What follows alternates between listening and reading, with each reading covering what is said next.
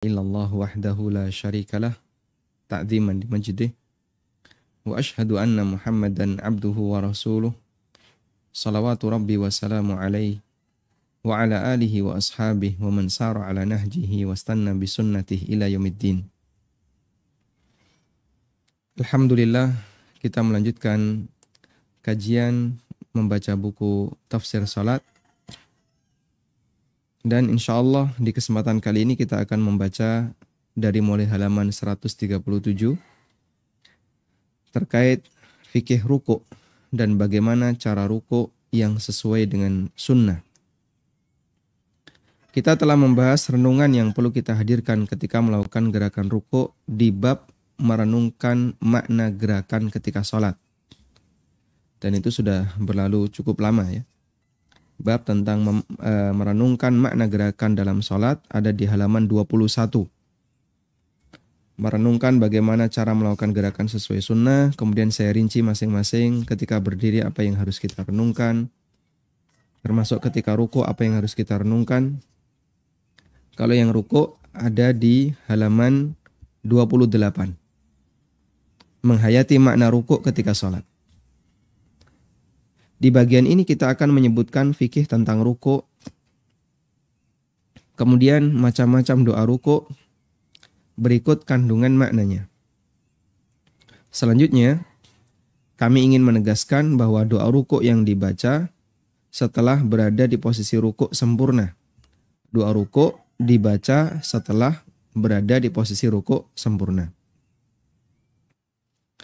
Membaca doa ruku' sebelum berada di posisi ruku' sempurna berarti membaca doa yang tidak pada tempatnya. Sehingga tidak dihitung sebagai bacaan doa ruku' yang sah. Selanjutnya, sebelum kita mengkaji tafsir doa ruku', kita akan mengupas beberapa fikih seputar ruku'.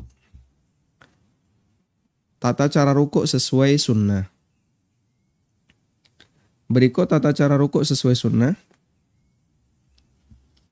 Dan saya cantumkan dalilnya sehingga nanti semakin meyakinkan bagi para jamaah bahwa apa yang kita cantumkan ini sesuai dengan apa yang diajarkan oleh Rasulullah SAW. Yang pertama, Nabi SAW menekan lututnya. Menekan lututnya artinya memposisikan telapak tangan di posisi lutut. Jari-jari direnggangkan, telapak tangan mencengkram lutut. Jari-jari direnggangkan, telapak tangan mencengkram lutut. Yang kedua, posisi punggung datar lurus. Digambarkan para sahabat, andaikan ditaruh air di punggung Nabi SAW, ketika beliau ruku', niscaya tidak akan tumpah. Maksudnya adalah, kalau ada sebuah wadah yang ditaruh di atas punggung Rasulullah SAW, maka wadah itu tidak tumpah. Karena posisi punggung Nabi SAW itu lurus, sehingga wadah itu tidak tumpah ke kanan maupun ke kiri. Yang ketiga, beliau SAW agak merenggangkan siku tangannya ke samping. Dan ABC ini bisa kita jumpai dalam satu hadis. Nabi SAW pernah berpesan kepada Anas bin Malik radhiyallahu anhu. Hadisnya diriwayatkan oleh At-Tabrani dalam Mu'jam As-Saghir. Nabi SAW bersabda, "Idza raka'ta fadha' kaffayka 'ala rukbataik." Kalau kamu ruku', letakkan telapak tanganmu di lututmu. Wafruj baina asabi'ik, dan renggangkan jari-jari tanganmu. Warfa' yadaika an jambaika, dan renggangkan sikumu ke samping badanmu. Sehingga saat ruku', siku agak direnggangkan ke samping kanan dan kiri. Dan kenapa beliau renggangkan ke samping kanan dan kiri? Karena ketika tangan itu cukup panjang, kemudian diletakkan di lutut dalam posisi ruku. Jika tidak direnggangkan, nah bisa jadi punggungnya jadi tidak lurus, tapi agak naik ke atas. Tapi kalau direnggangkan, nanti agak turun dikit sehingga lurus. Karena itu bisa jadi ini berbeda antara satu orang dengan orang yang lain. Maksimalkan lurusnya punggung. Artinya begini. Kalau masyarakat Indonesia yang tangannya tidak lebih panjang dibandingkan mereka yang berada di Timur Tengah misalnya ya. Dia melakukan ruku sempurna di mana telapak tangan ditaruh di lutut. Namun ternyata ketika direnggangkan sedikit menyebabkan punggungnya itu turun. Maka seperti ini tidak perlu direnggangkan. Sehingga buat lurus saja, yang penting pokoknya punggung ini lurus. Tangan dibuat lurus, mencengkram lutut, yang penting punggungnya lurus. Tapi bagi sebagian orang yang badannya tinggi, ketika dia ruku dan dia tidak merenggangkan tangannya, maka biasanya agak sedikit naik ini ya. Nah, biar bisa turun lurus, tangannya direnggangkan. Sehingga beda antara satu orang dengan orang yang lain. Intinya, wallahu ta'ala alam, jika jamaah ingin memastikan bahwasanya posisi ruku Anda sudah benar punggungnya lurus, tolong minta dinilai oleh orang lain. Karena kadang kita nggak terasa. Sehingga coba Anda ruku, setelah di posisi ruku, tanya ke istrinya atau tanya ke suami, ini sudah lurus belum? Kalau kemudian orang yang melihat dari luar mengatakan sudah lurus, turun dikit, naik dikit, pas. Nah, kunci bagian ini. Selanjutnya setiap Anda ruku, Anda posisikan seperti ini. Sehingga nanti setiap ruku persis seperti itu. Nah, ini cara gampangnya kalau ingin memastikan bahwasanya ketika kita ruku, kita sudah di posisi punggung lurus. Dulu waktu awal-awal belajar sholat ya, dan mempraktekkan hadis ini, jadi tangan direnggangkan ke samping, posisi rukuk saya agak pendek begini. Lalu diingatkan sama teman, kamu kalau rukuk terlalu turun, coba sekarang naikkan dikit, naik dikit, pas sekian. Nah sekian kita kunci di situ. Berarti kalau rukuk di posisi seperti ini. Tayyib. Nah kadang kita merasa kayaknya sudah lurus, padahal aslinya apa? Tidak lurus. Mungkin terlalu turun atau terlalu naik. Nah biar lurus, minta penilaian orang. Kemudian kalau sudah dikasih tahu sekian ini yang lurus. Nah selanjutnya ketika ruku, buat posisi seperti itu. Kemudian berikutnya posisi kepala lurus dengan punggung. Tidak lebih tinggi dan tidak lebih rendah. Aisyah menceritakan, wa kana idza raka'a lam yushkhis ra'sahu wa lam yusawwibhu walakin baina dzalika. Nabi SAW apabila ruku, kepala beliau tidak lebih tinggi dan tidak lebih rendah dari punggung, namun di antara keduanya. Sehingga kalau ini kepala, ketika ruku lurus ya. Tidak lebih tinggi, tidak lebih rendah, tapi lurus. Nah ini juga kadang perlu penilaian orang.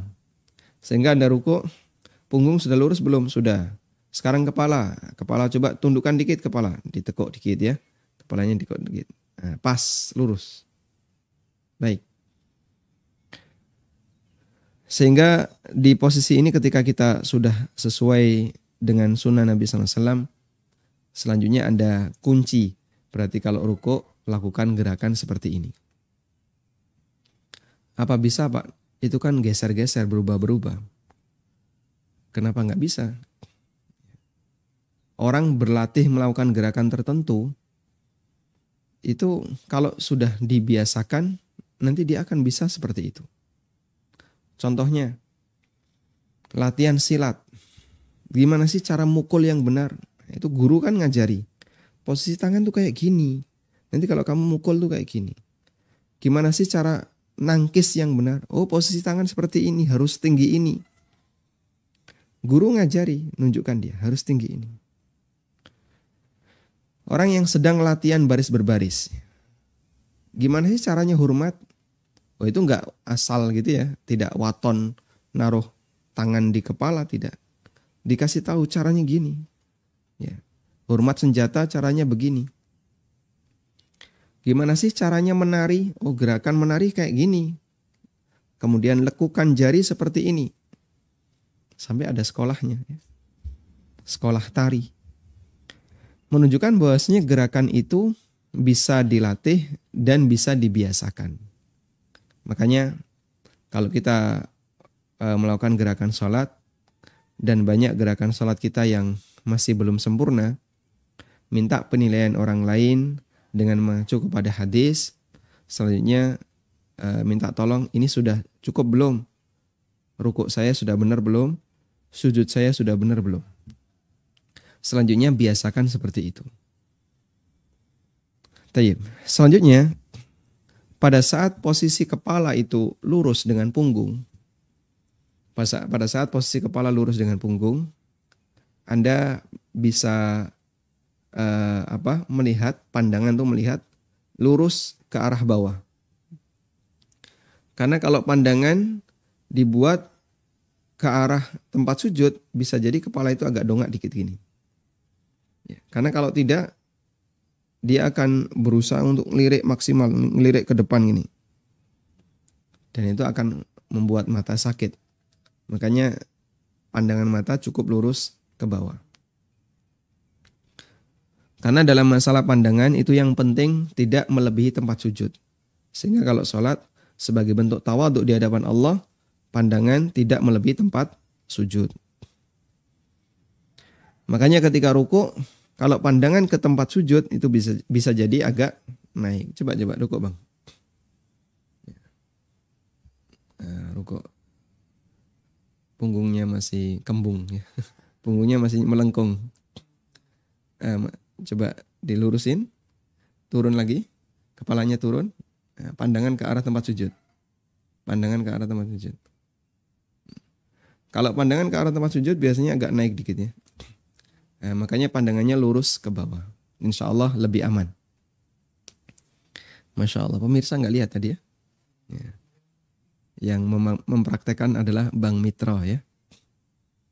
Masya Allah. Selanjutnya, ketika melakukan rukuk, fokuskan pikiran Anda untuk melakukan gerakan rukuk sesuai sunnah. Sebagaimana rincian di atas. Dengan meyakini bahwa apa yang aku lakukan ini sesuai dengan apa yang diajarkan oleh Nabi SAW. Selanjutnya kita beralih ke hukum membaca doa ruku. Ulama berbeda pendapat mengenai hukum bacaan ruku. Bacaan ruku hukumnya sunnah. Ini adalah pendapat jumhur ulama. Hanafiyah, Malikiyah, dan Syafi'iyah. Dan ini berlaku untuk semua rukun yang lain ya. Bacaan Subhana Rabbiyal Azim itu sunnah menurut jumhur. Sunnah juga bacaan Subhana Rabbiyal A'la, sunnah menurut jumhur. Bacaan ketika duduk di antara dua sujud, Rabbighfirli warhamni wajburni, itu juga sunnah menurut jumhur. Tapi kalau menurut mazhab Hambali dan Ishaq bin Rahuyah serta Dhahiriyah, mereka mengatakan bacaan ini hukumnya wajib. Bacaan ruku hukumnya wajib. Jika ditinggalkan dengan sengaja, sholatnya batal. Dan jika ditinggalkan karena lupa, maka nanti sujud sahwi. Ini merupakan pendapat Ishaq bin Rahuyah, ulama Zahiriyah, Imam Ahmad menurut riwayat yang sahih dari beliau, dan pendapat yang diriwayatkan dari Ibnu Khuzaimah. Dalil pendapat yang kedua ini adalah kebiasaan Nabi SAW ketika sholat. Beliau selalu membaca bacaan ruku dalam sujud. Sementara kita diperintahkan untuk melaksanakan sholat sebagaimana yang beliau contohkan. Di samping itu disebutkan dalam hadis dari Uqbah bin Amir radhiyallahu anhu, beliau bercerita, "Lamma nazalat Fasabbih bismi rabbikal azim. Yaitu surat Al-Waqiah ayat 47. Qala lana Rasulullah sallallahu alaihi wasallam. Rasulullah sallallahu alaihi wasallam bersabda kepada kami, ij'aluha fi ruku'ikum. Jadikan bacaan ini dalam rukuk kalian. Artinya di situ ada perintah dari Nabi sallallahu alaihi wasallam untuk menjadikan bacaan ini sebagai bacaan rukuk. Falamma nazalat sabbihisma rabbikal a'la. Ketika turun sabbihisma rabbikal a'la, Nabi sallallahu alaihi wasallam bersabda, ij'aluha fi sujudikum. Jadikan bacaan ini di sujud kalian. Sehingga bacaan subhana rabbiyal azim itu sesuai dengan perintah Allah di surat Al-Waqiah ayat 47. Fasabbih bismi rabbikal azim. Sehingga saat Anda membaca subhana rabbiyal azim, ingat ayat ini. Wasabbih bismi rabbikal azim. Allah perintahkan, sucikanlah nama Rabbmu al-azim yang maha agung. Maka aku respon perintah ini dengan kita membaca subhana rabbiyal azim. Allah juga berfirman, sabbihisma rabbikal a'la. Ada di surat Al-A'la ayat 1. Maka kita respon ayat ini dengan kita mengucapkan subhana rabbiyal a'la. Dan itu kita baca ketika kita sedang sujud. Tayyib. Artinya hadis ini mengisyaratkan bahwa membaca doa subhana rabbiyal azim ketika ruku adalah bagian dari perintah Nabi sallallahu alaihi wasallam. Sehingga ini menguatkan pendapat yang mengatakan bahwa membaca doa ketika ruku hukumnya wajib karena diperintahkan. Wallahu a'lam. Selanjutnya, berapa kali membaca doa ruku? Jumlah minimal bacaan ruku yang terhitung sah adalah dibaca sekali. Jumlah minimal dibaca sekali. Terhitung sah. Sementara jumlah sempurna ada 2 riwayat dalam hal ini. Yang pertama dibaca 10 kali. Ini berdasarkan hadis Anas bin Malik radhiyallahu anhu. Beliau radhiyallahu anhu pernah berada di Madinah, dan ketika itu yang menjadi amir Madinah adalah Umar bin Abdul Aziz. Sewaktu itu Umar belum menjadi khalifah, beliau jadi amir. Lalu kata Anas, ma ra'aitu ahadan ashbaha bi salati Rasulillah sallallahu alaihi wasallam min hadzal gulam. Belum pernah saya melihat ada orang yang lebih mirip dengan salatnya Rasulullah SAW dibandingkan anak ini. Maksud beliau adalah Umar bin Abdul Aziz. Qala, kata perawi, fahazarna fir ruku'i 10 tasbihatin wa fis sujudi 10 tasbihatin. Lalu kami menghitung lama rukuknya beliau, itu cukup untuk membaca 10 kali bacaan subhana rabbiyal azim. Dan ketika sujud, cukup untuk membaca 10 kali bacaan tasbih subhana rabbiyal a'la. Hadis riwayat Ahmad, Abu Dawud, dan hadis ini dinilai dhaif oleh Syalbani. Ya. Meskipun ada yang menilai sebagai hadis yang hasan. Sehingga dalam hal ini, jika kita menganut pendapat yang mengatakan hadis ini hasan, maka praktek Umar bin Abdul Aziz bisa kita jadikan sebagai panduan bahwa ketika rukuk dan sujud kita membaca 10 kali. Subhana rabbiyal azim, subhana rabbiyal azim, subhana rabbiyal azim, subhana rabbiyal azim, 10 kali. Jadi mungkin agak panjang ya. Selanjutnya yang kedua, dibaca 3 kali.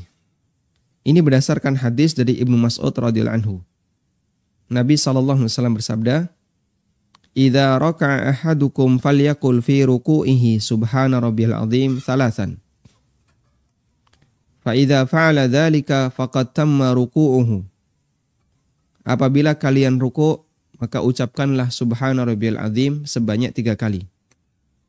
Apabila dia melakukan itu, berarti dia sempurna rukuknya. Dan ketika sujud juga sama ya, baca subhana rabbiyal a'la 3 kali. Dan jika dia lakukan itu faqad tamma sujuduhu, maka sujudnya sempurna. Wa dzalika adnahu. Berarti itu wa dzalika adnahu, dan itu adalah tingkatan sempurna yang paling pendek. Kalau yang wajib baca sekali. Kalau 3 kali ini sempurna yang paling pendek. Dan di sini dinilai dhaif pula oleh para ulama karena sanadnya putus. Akan tetapi ada riwayat pendukung dari Hudzaifah radhiyallahu anhu. Beliau mendengar Rasulullah sallallahu alaihi wasallam membaca ketika rukuk subhana rabbiyal azim sebanyak 3 kali, dan beliau mendengar Nabi sallallahu alaihi wasallam membaca subhana rabbiyal a'la 3 kali. Dan riwayat ini sahih. Nah, kesimpulannya wallahu a'lam, mengingat ada banyak riwayat dalam masalah ini, maka para ulama memberikan kesimpulan yang berbeda-beda.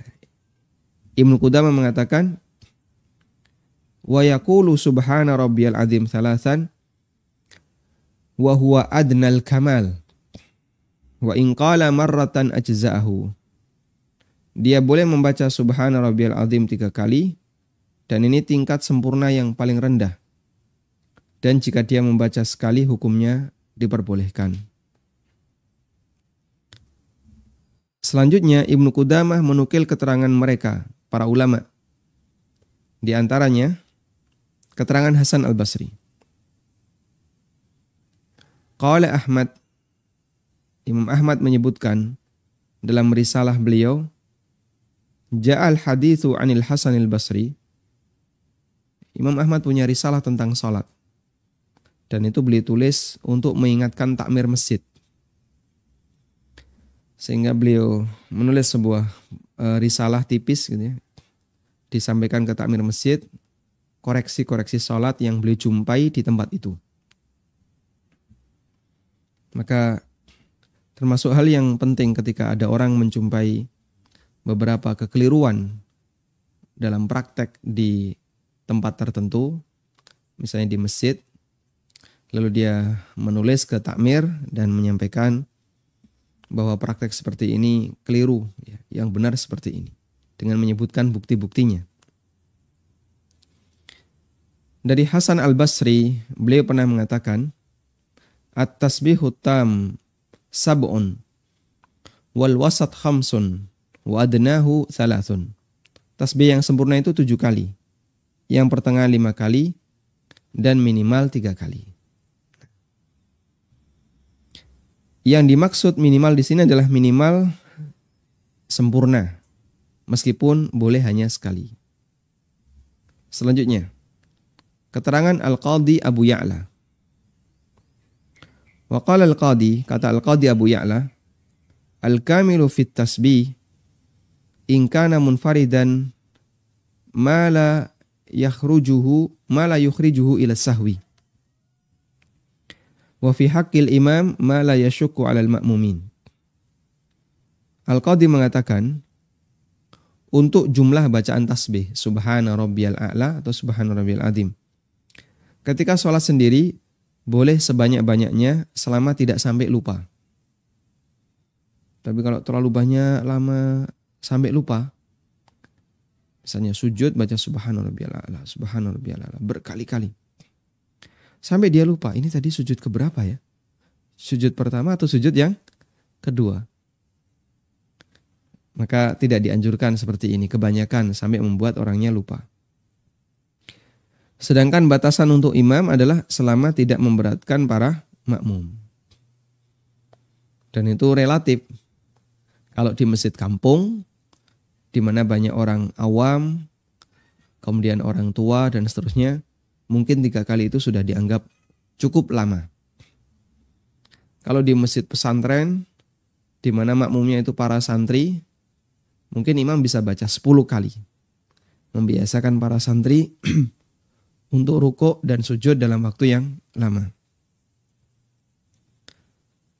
Selanjutnya Ibnu Qudamah mengatakan, wa yahtamilu ay yakuna al-kamalu 10 tasbihatin li'anna Anasan rawa anna an-nabiy sallallahu alaihi wasallam kana yusalli ka salati Umar ibn Abdul Aziz. Dan bisa juga dimaknai bahwa sempurna itu kalau bacaannya 10 kali. Karena Anas meriwayatkan bahwasanya Nabi sallallahu alaihi wasallam beliau salat sebagaimana salat yang dilihat oleh Anas, yaitu Umar bin Abdul Aziz. Fahazzu dzalika bi asyri tasbihatin, lalu dihitung ternyata jumlahnya ada 10 bacaan. Subhana rabbiyal azim, subhana rabbiyal azim, subhana rabbiyal azim. Sehingga dari sini bisa dibuat kesimpulan bahwa mengenai jumlah bacaan ketika rukuk dan sujud tidak ada angka baku. Ya. Jumlah minimal adalah dibaca sekali. Subhana rabbiyal azim. Kalau kurang dari itu, maka menurut mazhab Hambali, dia meninggalkan kewajiban dan dia harus sujud sahwi. Kalau lebih dari itu, ya, maka yang paling sempurna tidak ada batas. Tapi kalau dia jadi imam, batasannya adalah jangan sampai memberatkan makmum. Jumlah maksimal tidak ada batas selama tidak sampai lupa. Dan bagi imam batasannya adalah selama tidak memberatkan makmum. Sebagaimana keterangan Al-Qadhi Abu Ya'la. Wallahu a'lam. Dan barangkali kalau kita sholat sendiri perlu membiasakan tadi ya 10 kali. Sehingga kita baca Subhana rabbiyal azim, Subhana rabbiyal azim 10 kali. Bagi orang yang belum terbiasa rukuk yang lama, mungkin dia harus perlu sabar. Sujud juga seperti itu. Nah, ketika jadi imam, ya mungkin diperpendek. Jadi 3 kali, dan itu saya rasa sudah cukup lama. Nah, wallahu ta'ala alam. Selanjutnya, dilarang membaca Al-Quran ketika rukuk. Dalam hadis dari Ibnu Abbas radhiyallahu anhuma, Nabi sallallahu alaihi wasallam bersabda, "Ala wa inni nuhitu an aqra'al Qur'ana raqi'an wa sajida." Sesungguhnya aku dilarang untuk membaca Al-Quran ketika rukuk dan sujud. Ammar ruku'u fa'azzimu fihi rabba wa ammas sujudu fajtahidu fid du'a faqaminun ayyustajabu lakum. Aku dilarang untuk membaca Quran ketika rukuk dan sujud. Nah, ketika rukuk fa'adzimu fihi rabba. Agungkanlah Rabbmu, yaitu dengan membaca Subhana rabbiyal azim. Subhana rabbiyal azim. Amma sujud, adapun ketika sujud, fajtahidu fid du'a, bersungguh-sungguhlah dalam berdoa. Faqaminun ayyustajabu lakum, maka berpeluang kalian akan diijabahi. Karena ketika sujud adalah kondisi terdekat seorang hamba dengan Allah Subhanahu wa ta'ala. Maka berpeluang besar doanya diijabahi oleh Allah Subhanahu wa ta'ala. Nah. An-Nawawi mengatakan dalam hadis ini, hadisnya riwayat Muslim dan ada syarah Sahih Muslim yang ditulis oleh An-Nawawi. Fihi nahyu an qiraatil Qur'an. Dalam hadis ini terdapat larangan membaca Al-Qur'an ketika rukuk dan sujud. Wa innama wadhifatur ruku'i at-tasbih. Tugas ketika rukuk adalah membaca tasbih Subhana rabbiyal azim. Wa wadhifatus sujudi at-tasbih wad du'a. Dan tugas ketika sujud adalah tasbih dan doa. Falau qara'a fi ruku'in aw sujudin ghairal Fatihati kuriha. Kalau dia membaca selain Al-Fatihah ketika rukuk dan sujud, statusnya makruh. Walam tabtul salatuhu, dan tidak sampai membatalkan salatnya. Sehingga derajatnya hanya sampai larangan di mana itu statusnya makruh, tidak sampai status sholatnya batal. Masya Allah. Tayyib. Dan kalau kita jadi makmum misalnya Pak, menjumpai bacaan imam itu terlalu lama sehingga kita sudah siaga kok enggak selesai imam, enggak bangkit. Apa yang bisa kita lakukan?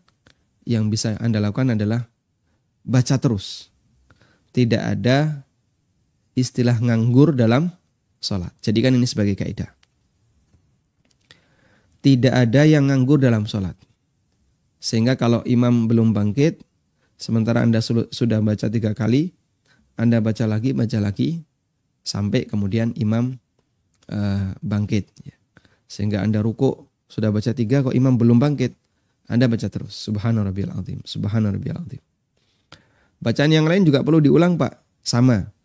Misalnya Anda baca subuhun kudusun rabbul malaikati warruh, baca lagi subuhun kudusun rabbul malaikati warruh. Kemudian hikmah kenapa kita dilarang untuk membaca Al-Quran ketika rukuk dan sujud. Hikmahnya adalah agar tidak mengganggu. Agar tidak mengganggu aktivitas yang disyariatkan dalam rukuk. Dalam rukuk kita memperbanyak tasbih. Subhana rabbiyal azim. Nah biar gak ganggu ini, maka orang yang rukuk dilarang untuk membaca Al-Quran. Wallahu ta'ala alam. Walhamdulillahirabbil alamin. Dan kita masih punya beberapa pembahasan terkait masalah fikih doa ruku'. InsyaAllah akan kita baca di kesempatan berikutnya. Demikian semoga bermanfaat. Wassallallahu ala nabiyyina Muhammadin wa ala alihi wa sahbihi wasallam. Donasi pembangunan Madinah Islamic Primary School Unit Kerajaan Yayasan Amal Abadi Indonesia yang dibina oleh Ustadz Aminur Bait STBA Hafizahullah saat ini tengah membangun gedung sekolah dasar Tahfizul Quran Madinah Islamic Primary School atau STTQ MIPS Unit Kerajaan. Gedung ini dibangun di atas tanah seluas 646 meter persegi. Perkiraan biaya untuk pembangunan tahap pertama mencapai 2,6 miliar rupiah. Salurkan donasi Anda untuk bangunan STTQ MIPS melalui rekening atas nama Yayasan Amal Abadi Indonesia, Bank Mandiri Syariah di nomor rekening 7441049999. Konfirmasi dan info donasi hubungi 082 12345 7441. Jazakumullahu khairan. من ذا الذي يقرض الله قرضا حسنا فيضاعفه له وله أجر كريم. Walhamdulillahirabbil alamin. Selanjutnya bagi Anda yang mau bergabung, kami persilahkan. Bismillah. Assalamualaikum warahmatullahi wabarakatuh. Waalaikumsalam warahmatullahi wabarakatuh. Ustaz Ana mengenai takbir intikal. Karena kadang sholat bersama saat yang imamin biasa yang paling tua itu kadang pada saat sujud atau pada saat takbir intikalnya itu pada saat dia sudah pada saat terakhir gerakan, soalnya pada saat sujud dia sudah sujud baru takbir intikal. Itu kan takbir intikalnya batal Ustaz ya. Nah, di mana sholat kami, apakah sholat kami hukumnya gimana Pak? Apakah batal atau gimana Ustaz? Ada atau kalau boleh kami takbir intikalnya sendiri, enggak mengikuti imam. Ya. Nah, pertanyaan kedua Ustaz, jika anak sholat satu, terus pada saat sementara sholat itu tiba-tiba ada perasaan mau buang angin atau mau buang air besar. Itu bagaimana Ustaz? Apakah Anda bisa menahannya sampai sholatnya selesai atau Anda membatalkan sholat Anda? Mohon penjelasannya Ustaz. Syukron, jazakallahu khairan. Assalamualaikum warahmatullahi wabarakatuh. Waalaikumsalam warahmatullahi wabarakatuh. Baik, untuk yang pertama tentang takbir intikal. Dalam beberapa kasus, imam membaca takbir intikal setelah sempurna gerakan. Sehingga ketika sujud, dia baca takbir intikal ketika sudah sempurna sujud. kemudian ketika rukuk juga seperti itu. Dan pada keterangan kemarin kita telah menyampaikan bahwa orang yang melakukan seperti ini, maka dia melakukan takbir intikal tidak pada tempatnya. Dan sebagian ulama mengatakan melakukan takbir intikal tidak pada tempatnya, status, mohon digarisbawahi ya, status takbir intikalnya batal. Jadi takbir intikal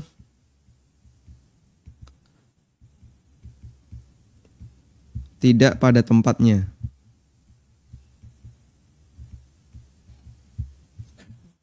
Maka di sini status takbirnya, status takbir intikal batal. Nah, kalau status takbir intikal batal, berarti dia dianggap tidak melakukan takbir intikal, kan begitu ya? Nah, apakah sholatnya sampai batal? Ulama khilaf. Sebagian mengatakan sholatnya ikut batal, dan jumhur mengatakan sholatnya tidak batal. Sehingga yang kedua adalah bagaimana dengan status sholatnya? Status sholat, ada dua pendapat, ada yang mengatakan batal, ada yang mengatakan tetap sah, tidak batal. Dan pendapat yang kedua ini adalah pendapat jumhur, dan insya Allah ini pendapat yang lebih kuat.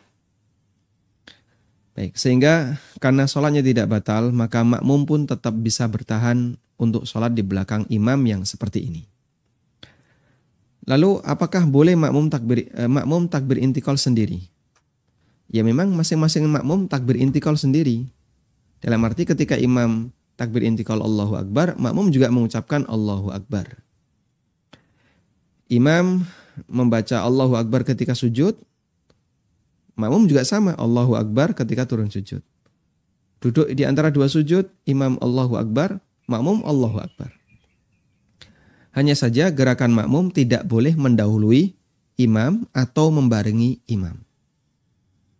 Sehingga kalau imam membaca takbir intikal setelah sempurna gerakan, Anda baru bergerak dan membaca takbir intikal setelah mendengar kalimat bar. Insya Allah tidak sampai mendahului imam. Karena itu makmum tetap harus tertib mengikuti imam sekalipun imam melakukan kesalahan berupa takbir intikal yang tidak pada tempatnya. Berikutnya tentang masalah menahan ngentut, menahan ingin buang angin atau buang air.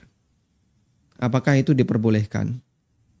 Dulu pernah kita sampaikan ya, keterangan As-Suyuti dalam buku ini saya sebutkan di bab tentang hukum khusyuk. Di halaman. Nah. Tentang hukum khusyuk dalam sholat. Nah, ada catatan di halaman 13. Hukum menahan kentut. As-Sun'ani bukan As-Suyuti ya. Jadi As-Sun'ani mengatakan bahwa kentut itu ada dua. Ya. Ada kentut besar, ada kentut kecil gitu ya. Keinginan untuk buang air itu ada dua. Ada keinginan yang mendesak, kebelet. Ada yang tidak mendesak. Nah kalau tidak mendesak, dalam arti tidak terlalu kuat. Ya. Di halaman 13, terkait menahan kentut, As-Sun'ani membedakan antara kentut yang kuat dan kentut yang ringan. Kalau tekanannya kuat, sehingga ketika ditahan itu Masya Allah sampai kakinya ikut tegang ya. Sampai kakinya tegang, tangannya tegang, muka merah ya. Mata melotot misalnya, maka seperti ini membatalkan sholat. Tapi kalau nggak sampai seperti itu, ditahan sebentar terus hilang, nah silakan ditahan sampai selesai sholat. Sehingga batasannya adalah apakah ketika ditahan bisa hilang ataukah tidak. Kalau enggak, Anda batalkan dan segera diselesaikan hajat itu. Tapi kalau bisa, maka silakan Anda bertahan. Wallahu a'lam.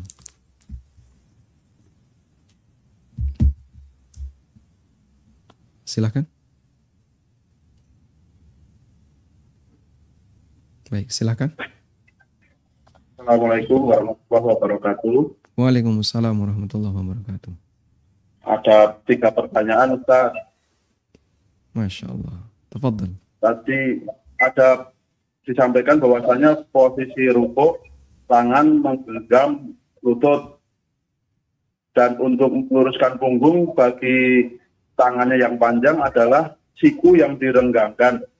Tapi saya melihat ada yang beberapa orang untuk meluruskan punggung itu posisi telapak tangan di bawah lutut, bahkan cenderung ada di betis, Ustadz. Apakah itu dibenarkan? Baik. Terus untuk yang kedua, bacaan rukuk itu subhana rabbiyal azim atau boleh subhana rabbiyal azimi wa bihamdi. Untuk yang ketiga, ketika kita menjadi makmum pada imam yang sedang sholat jamaah qashar akhir, imam 3 rakaat maghrib dan makmum sholat isya. Apakah rakaat ketiga makmum ikut tasahud akhir imam dulu baru berdiri, atau ketika imam melakukan tasahud akhir makmum langsung berdiri untuk rakaat keempat, Ustaz? Itu saja, Ustaz. Barakallahu fikum. Assalamualaikum warahmatullahi wabarakatuh. Waalaikumsalam warahmatullahi wabarakatuh. Baik, untuk posisi ruku kita coba bisa lihat gambar ini ya.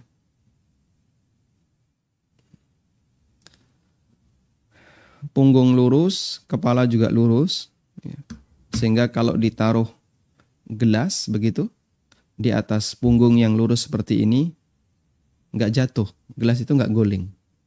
Dan tangan mencengkram, ya. Bentuk mencengkramnya seperti ini, direnggangkan ya, di atas, ditaruh di tempat lutut.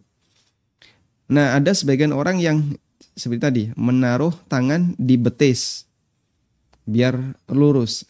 Nah, ini kekeliruan. Makanya sebaiknya taruh aja di lutut, terus direnggangkan ke samping agar sesuai sunnah Nabi SAW. Nah, kalau direnggangkan ke samping, nanti kan jadi lurus. Sehingga jangan ditaruh di betis, tapi direnggangkan ke samping. Tetap ditaruh di lutut, kemudian direnggangkan ke samping. Kalau dia menaruh di betis, maka dia tidak sesuai sunnah. Dan dia ketinggalan 2 sunnah. Pertama, meletakkan tangan di lutut. Yang kedua, merenggangkan tangan ke samping. Tapi kalau dia letakkan di lutut, maka dia dapat 2 sunnah. Pertama, dia taruh telapak tangannya di lutut, sunnah 1. Yang kedua, dia bisa renggangkan. Namun bagi sebagian orang yang tidak terlalu panjang tangannya, begitu dia ruku, naruh di lutut, itu sudah lurus. Sehingga dengan ini cukup bagi dia, sehingga tidak perlu direnggangkan. Wallahu a'lam. Kemudian untuk yang kedua, terkait masalah tadi, Subhana rabbiyal azim wa bihamdi. Apakah perlu ada tambahan wa bihamdi? Memang ulama khilaf tentang keabsahan tambahan ini. Ada yang menilai dhaif dan ada yang menilai sahih. Insyaallah nanti akan kita sebutkan di bab tentang rincian doa-doa ruku dan rincian doa sujud. Apakah tambahan wa bihamdi itu tambahan yang sahih ataukah tambahan yang dhaif? Ada khilaf dalam masalah ini. Namun kalaupun misalnya ada orang yang memberikan tambahan wa bihamdi, ya tidak kita larang, berarti beliau mengikuti pendapat ulama yang menilai tambahan itu tidak dhaif, tapi tambahan itu bisa diterima. Sebaliknya bagi mereka yang hanya membatasi subhana rabbiyal azim, berarti hanya membatasi di posisi yang sepakat sahih. Subhana rabbiyal azim, subhana rabbiyal azim. Karena sepakat ulama sahih untuk riwayat ini. Wallahu a'lam. Kemudian untuk yang terakhir ya, tentang apa tadi? Jamak maghrib ini sudah berkali-kali kita bahas ya. Ada keterangan Imam Ibnu Utsaimin. Pertama, Anda bisa sholat maghrib dulu sendirian. Jika belum qomat ya, sholat maghrib dulu sendirian lalu sholat isya. Ya. Sehingga sholat maghrib selesai, kemudian nunggu sebentar, qomat, terus sholat isya. Ini jika tidak benturan. Tapi kalau benturan, Anda sudah masuk masjid dalam posisi sudah qomat. Nggak mungkin Anda sholat maghrib sendiri, langsung gabung. Nah, untuk gabung ini, yang bisa dilakukan, satu, Anda niat sholat maghrib, imam sholat isya. Ketika dapat 3 rakaat, duduk.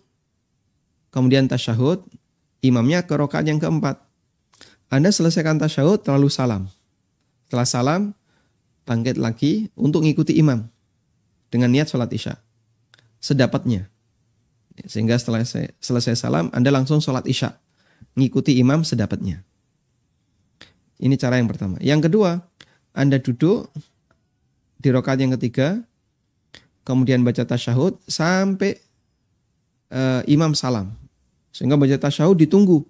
Sudah selesai tasyahud, imam bangkit ke rakaat yang keempat, sampai imam salam, kemudian salam bareng imam.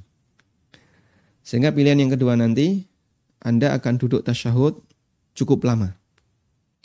Karena nunggu tasyahudnya imam selesai, kemudian salam bersama imam. Yang ketiga, Anda sholat bareng imam dengan niat isya. Sampai selesai 4 rakaat, kemudian setelah itu Anda sholat lagi 3 rakaat dengan niat maghrib. Sehingga tidak urut. Namun pilihan yang ketiga ini kurang direkomendasikan. Yang terbaik adalah pertama atau kedua. Wallahu a'lam.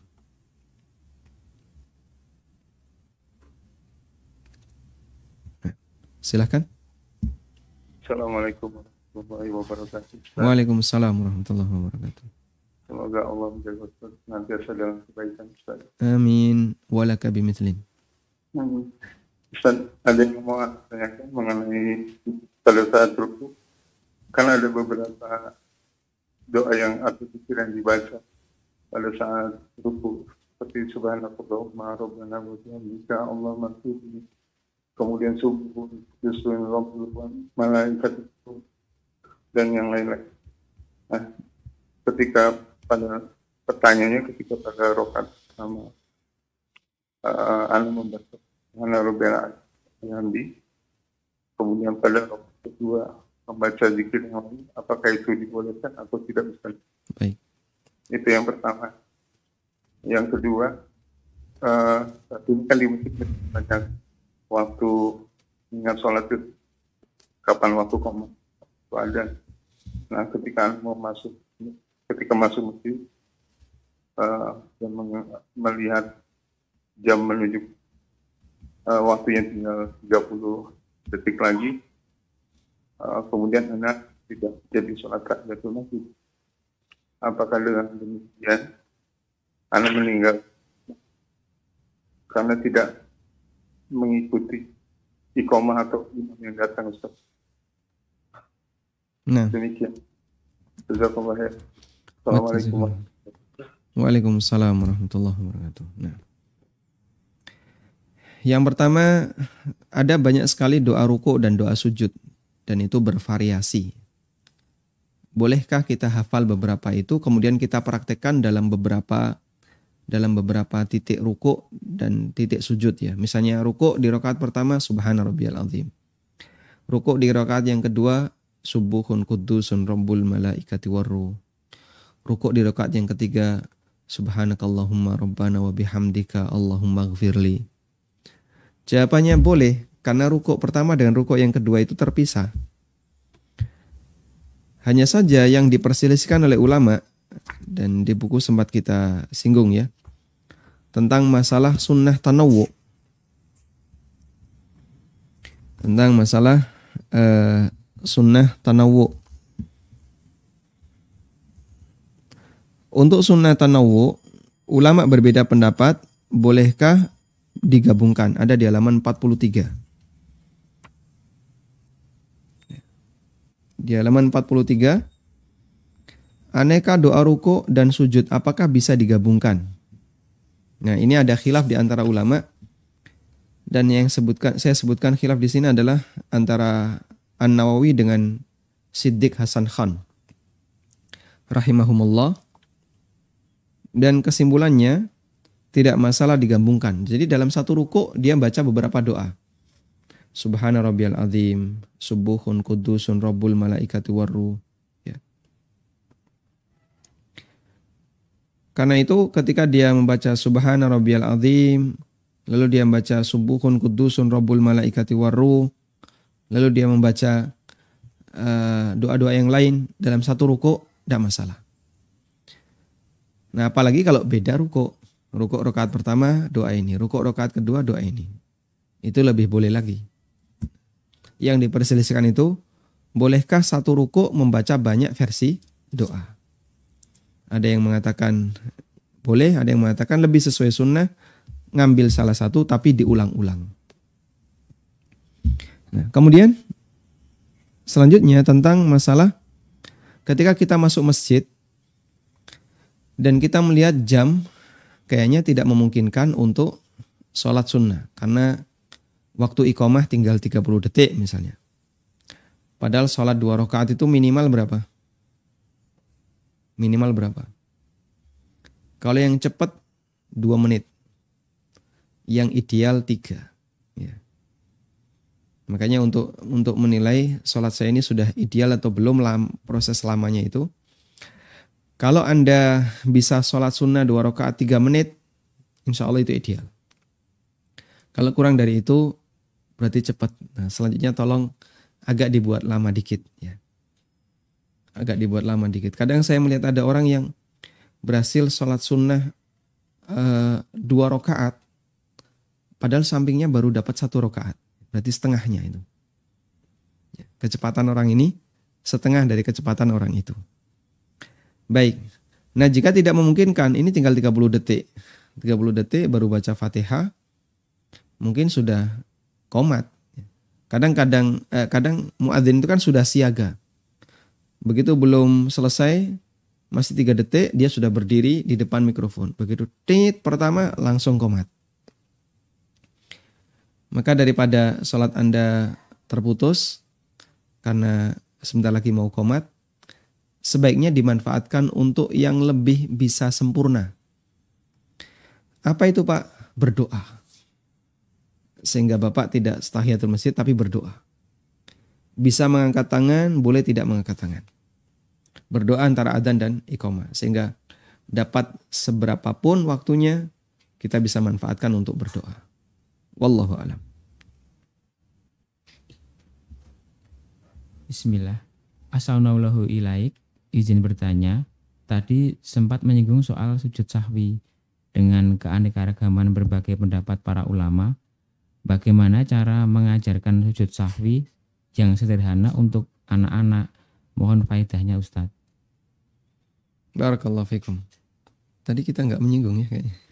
Tapi tidak masalah ya. Tentang sujud sahwi dengan keanekaragaman bentuk. Mungkin ini kemarin ya. Kemarin sempat kita singgung itu. Bagaimana cara mengajarkan kepada anak-anak?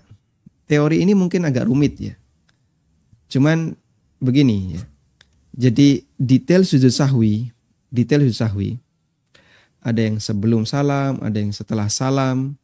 Itu sifatnya hanya afdoliyah. Ini sebagaimana keterangan Al-Khattabi bahwa posisi sujud sahwi ada yang sebelum salam, ada yang sesudah ya. Sudah salam. Ini sifatnya hanya masalah mana yang lebih afdol. Dan sebelum ada sebabnya sendiri. Setelah juga ada sebabnya sendiri. Ini cuma perselisihan mana yang lebih afdol. Kalaupun keliru tidak menyebabkan sujud sahwinya jadi batal. Karena itu sebagai saran ya ajarkan saja kalau kamu lupa lakukan sujud sahwi. Nah, kemudian anak dikasih tahu dalam sholat itu ada rukun, ada wajib, ada sunnah. Nah itu tolong dihafalin itu. Rukun apa saja ya? Yang wajib apa saja bi? Ya, yang sunnah apa saja bah? Ya. Misalnya. Kemudian ayahnya ngajari. yang rukun ini, yang wajib ini, yang sunnah ini. Kamu hafalin. Nah, kalau dia hafal seperti itu, sehingga dia tahu kalau kamu meninggalkan yang ini, kamu harus ngulangi sholat. Karena ini rukun. Kalau kamu meninggalkan yang ini, sholatmu tidak perlu diulang, tapi cukup sujud sahwi. Caranya gimana? Pokoknya nanti kalau sudah salam, sujud sahwi 2 kali. Nah, kita arahkan semuanya sudah salam, biar dia nggak bingung. Sujud, duduk, sujud. Duduk, salam. Atau kalau kita melihat anak sedang keliru, misalnya kurang rokaatnya, atau kelebihan, terus kita minta sujud. Ya sujud apa? Pokoknya sujud sahwi, sujud. Duduk, sujud. Duduk, salam. Kita ajari dengan praktek ya. Wallahu a'lam. Assalamualaikum Ustadz. Waalaikumsalam warahmatullahi. Apa yang dilakukan makmum jika pada rangkaian sholat tarawih batal dan tertinggal sholat? Apakah melanjutkan hingga witir atau menunda witir karena sholat tarawih yang masih belum lengkap? Syukron. Nah, jumlah rakaat sholat tarawih itu bebas ya. Sehingga kalau Anda masbuk tarawih cuman dapat misalnya dapat 5 ya. Anda bergabung di 2 rakaat sebelum witir. Sehingga dapat 2 rakaat bersama imam. Setelah selesai, imam witir. Ya sudah, berarti Anda cukup mendapat 5. Ikuti saja witir imam. Imam 3 rakaat, Anda ikuti 3 rakaat. Lo baru dapat 5 ini, saya pengennya 11. Ya kalau pengennya 11 nanti tambahi lagi di rumah. Kurang 6 berarti. Karena dalam qiyamul lail itu bebas jumlah rakaatnya. Yang penting kan ganjil. Sehingga bagi orang yang ketinggalan taraweh, misalnya baru dapat 5 atau dapat 7, maka ikuti saja mengalir bersama imam. Imam salam ya dia salam. Imam witir dia witir. Sehingga tidak perlu imam witir terus dia nambahi lagi 1 rakaat terus nanti witir sendiri, tidak perlu. Tapi ikuti saja sampai imam selesai. Jamaah bubar, dia ikut bubar. Sampai di rumah, nanti silahkan ditambahi. Kalau mau nambahi. Wallahu a'lam. Baik, silahkan. Halo, Assalamualaikum Ustaz. Waalaikumsalam warahmatullahi. Silakan Bapak. Saya ada 2 pertanyaan. Pertanyaan yang pertama mengenai doa setelah i'tidal. Itu kan ada sami Allahumma hamidah, Rabbana walakal hamdu. Terus ada bacaan hamdan katsiran mubarakan thayyiban mubarakan fi. Apakah itu sahih, Ustaz? Terus yang kedua, apabila kita jamak ketinggalan seperti yang saya bilang, ketinggalan jamak soal kita ketinggalan salat maghrib dan jamak di jamaah yang sudah isya, terus kita sampai rakaat ketiga kita duduk tasyahud dan salam, terus sebisa mungkin mengejar sedapatnya mengejar untuk salat isya dengan imam. Apakah itu bisa kita dengan salat apabila jamak qashar itu kita tetap aja 2 rakaat atau gimana, Ustaz? Nah. Terima kasih. Assalamualaikum warahmatullahi wabarakatuh. Waalaikumsalam warahmatullahi wabarakatuh. Baik, untuk yang pertama tentang doa i'tidal. Sebenarnya ini sudah lompat ini ya. Kita baru sampai ruku, Anda tanya i'tidal. Tentang doa i'tidal ada banyak ragam itu. Bacaan Rabbana walakal hamdu hamdan katsiran thayyiban mubarakan fi. Ini ada di halaman 167 ya.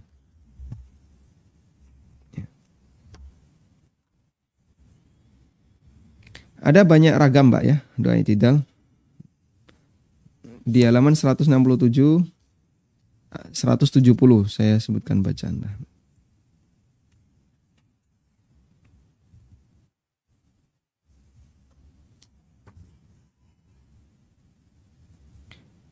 Doa ketiga dari doa i'tidal. Rabbana walakal hamdu hamdan katsiran thayyiban mubarakan fi. Sumber doa disebutkan dalam hadis riwayat Malik dalam Al-Muwatta dan Bukhari. Hadis Bukhari nomor 799 ada di halaman 174 ya. Rabbana walakal hamdu hamdan katsiran thayyiban mubarakan fi. Sehingga yang tadi Bapak sebutkan statusnya hadis yang sahih. Walhamdulillah. Nah. Kemudian untuk jamak maghrib, lalu Anda dalam posisi sedang safar. Atau gini aja. Dalam posisi sedang safar, kita masuk masjid untuk sholat duhur. Ternyata kita masbuk dan imam dapat berapa? Dan imam tinggal 1 rakaat. Sehingga kita cuma dapat 1 rakaat. Apakah kita nambahi 1 ataukah harus 4? Jawabannya adalah kita harus 4. Dan ada keterangan Ibnu Abbas tentang masalah ini. Beliau pernah ikut imam pada saat safar dan beliau cuma dapat 1 rakaat. Lalu beliau nambahin 4 rakaat. Kemudian ditanya dan jawab Ibnu Abbas radhiyallahu an, hadis sunnah. Ini yang sesuai sunnah. Karena makmum harus mengikuti imam. Sehingga ketika imamnya 4, ya makmum harus ikut 4 rakaat. Wallahu ta'ala alam. Demikian yang bisa kita bahas di kesempatan kali ini. Semoga bermanfaat. Wassallallahu ala nabiyyina Muhammadin wa ala alihi wa sahbihi wa sallam. Wa akhiru da'wana anilhamdulillahi rabbil alamin. Subhanakallahumma wa bihamdika. Asyhadu an la ilaha illa anta astaghfiruka wa atubu ilaik. Wassalamualaikum warahmatullahi wabarakatuh.